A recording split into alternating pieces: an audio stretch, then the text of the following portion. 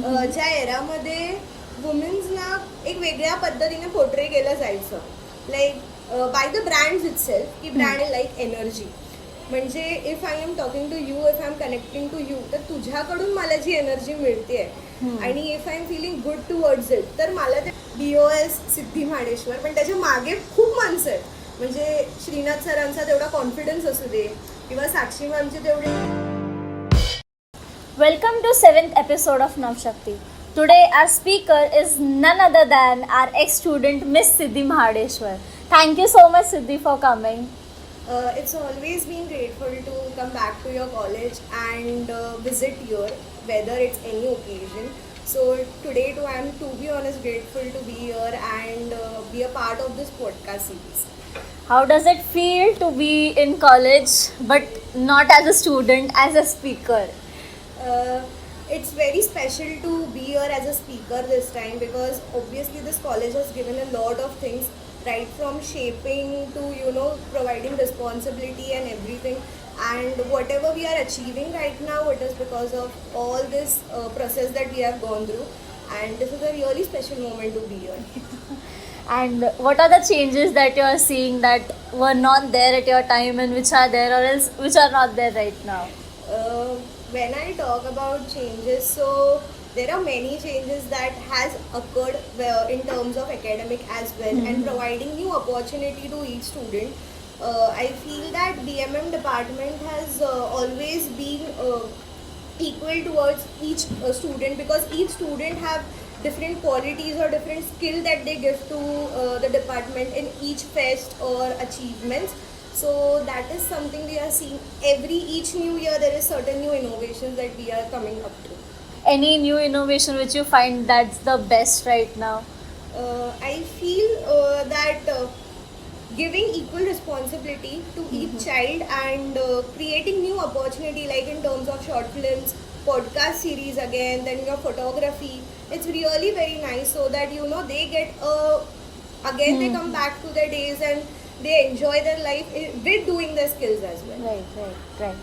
So let's come on to our podcast now. So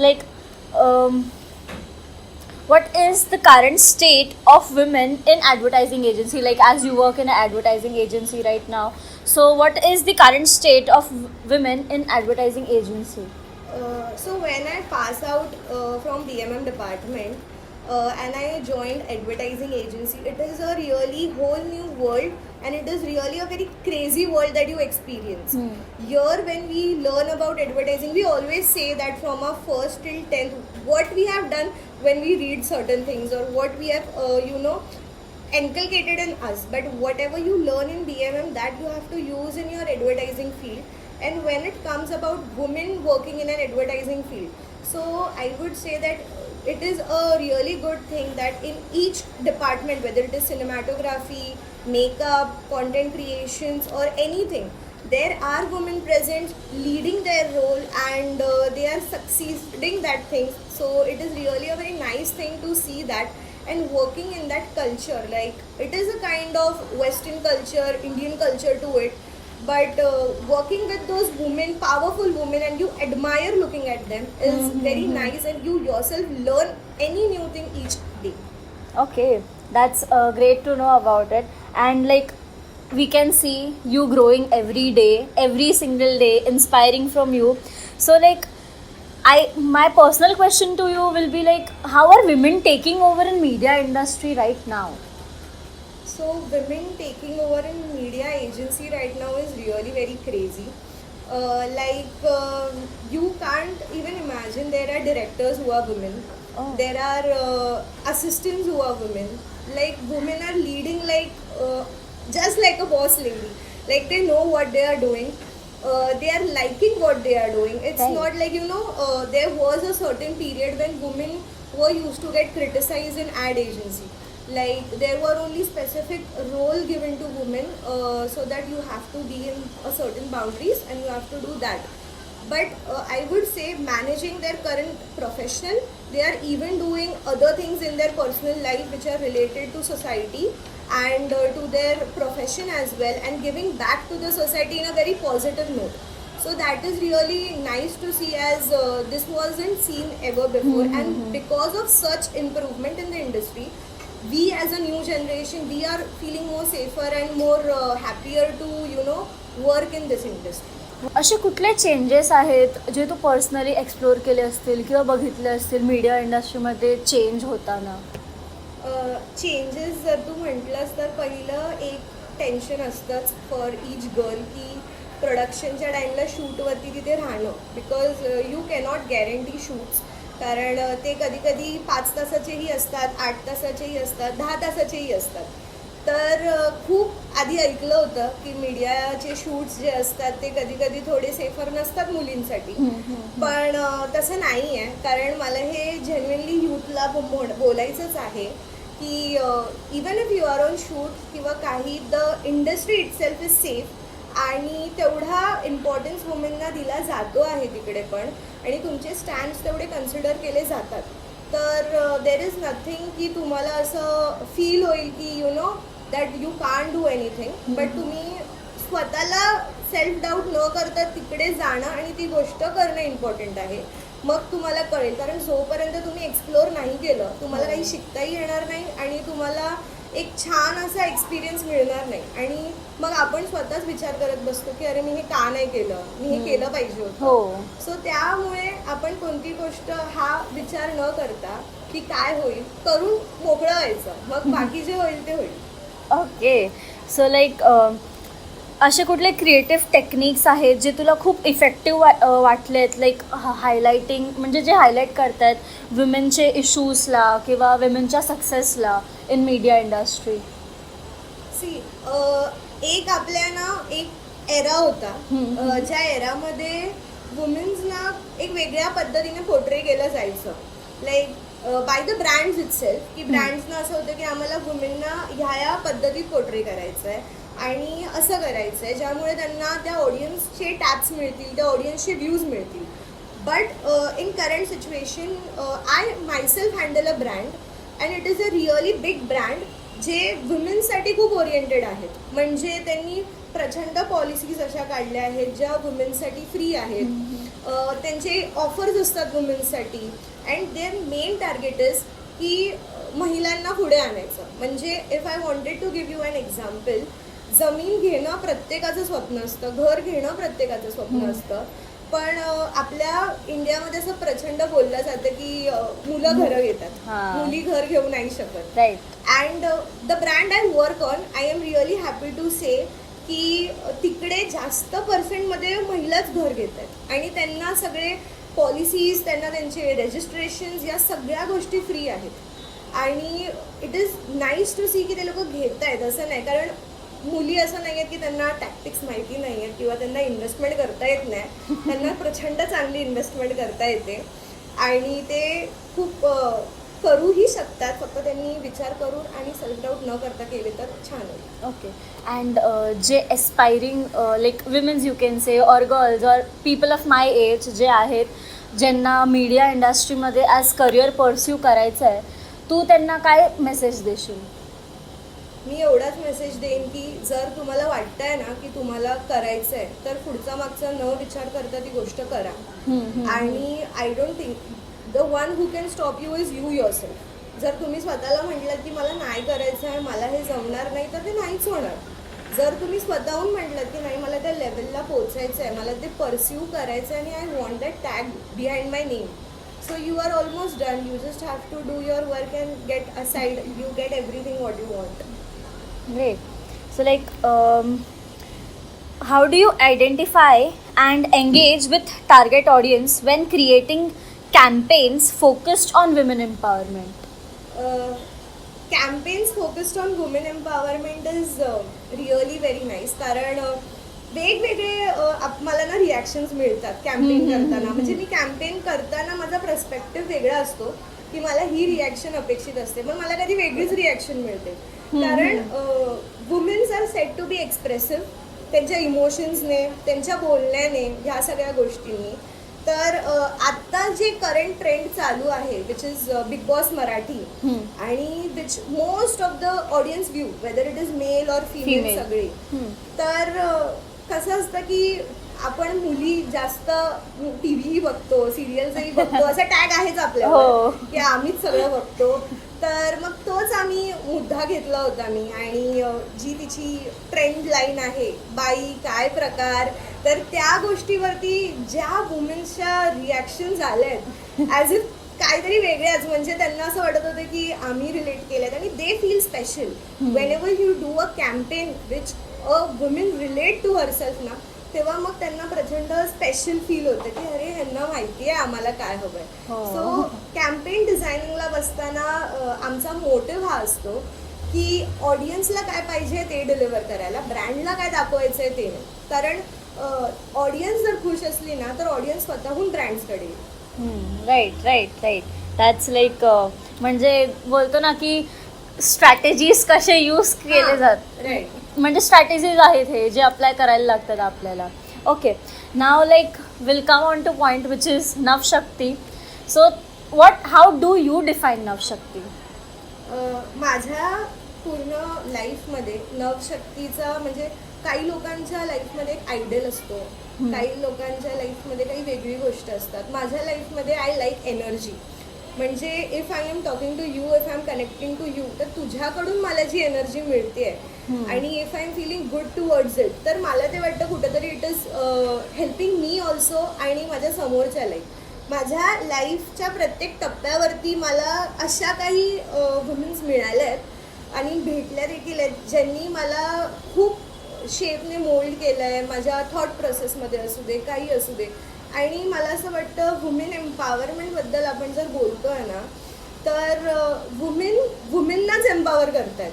हा माझा मुद्दा लास्ट ह्याला पण होता आणि आताही आहे की एक वुमेनच दुसऱ्या वुमेनना पुढे नेणार आणि तेच होणार आहे. कारण you admire seeing a woman reaching to that level of success, आणि तुम्हालाही असं वाटतं की आपण देखील त्या लेवलला असावं. आणि तर माझ्यासाठी नवशक्ती हेच आहे की आपल्या अवतीभोवती असणाऱ्या ज्या विमेन्स आहेत किंवा इवन मेन्स आहेत, तर त्यांच्याकडून मला जी एनर्जी मिळते, so that is special to me because that change me as a human. Okay, and what are the changes that you see in our society that are there for women?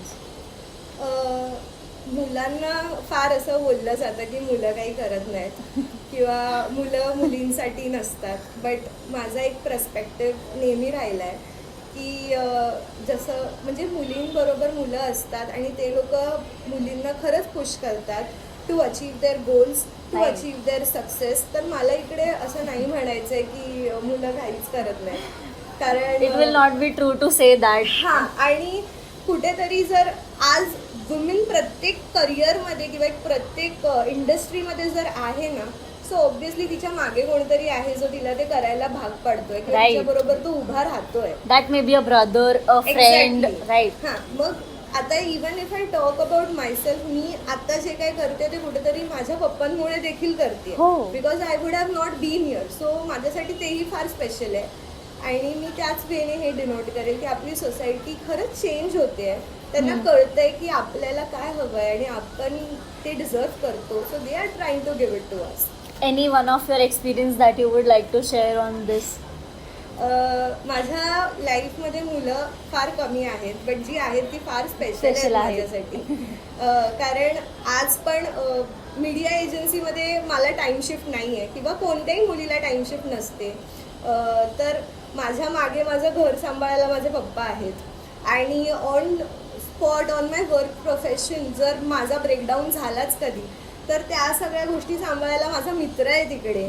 आणि कसं आहे माहिती आहे, जर आपल्याला कधी मन मोकळं करायचंच असेल आणि आपल्या अवतीभोवती नसेलच एखादी फिमेल, तर I have my friends who are there to stand beside me आणि मला राईट वेने गाईड करायला. म्हणजे चुकली तर कानही ओढतात आणि चांगलं गेलं तर तेवढी चांगलं पण बोलतात. हां. Okay, that's nice. And like जर तुला काही असं स्वतःच्या मनाने बोलायचं असेल विमेन एम्पॉवरमेंटबद्दल, तर तू काय बोलणार? मला वुमेन्सना एवढंच म्हणायचं आहे की दॅट इज माय पॉईंट, की तुमची इच्छा तेवढी स्ट्रॉंग ठेवा आणि स्वतःला सेल्फ डाऊट करण्यात काही हे नाही आहे किंवा स्वतःला कमी लेखण्यात काही उपयोग नाही आहे की weather it is your body, weather it is your beauty or anything. कारण प्रत्येक वुमेनचा एक ऑरा आहे, तिचा एक बोलतात ना, एक वेगळा गेस्चर, एक एनर्जी आहे जी ती कुठेही जाते तिकडे ती देऊन जाते, ती छाप सोडते. मग ते मला म्हणायचं की keep that going, just don't let the power in you die. Okay. How has your journey been in this college?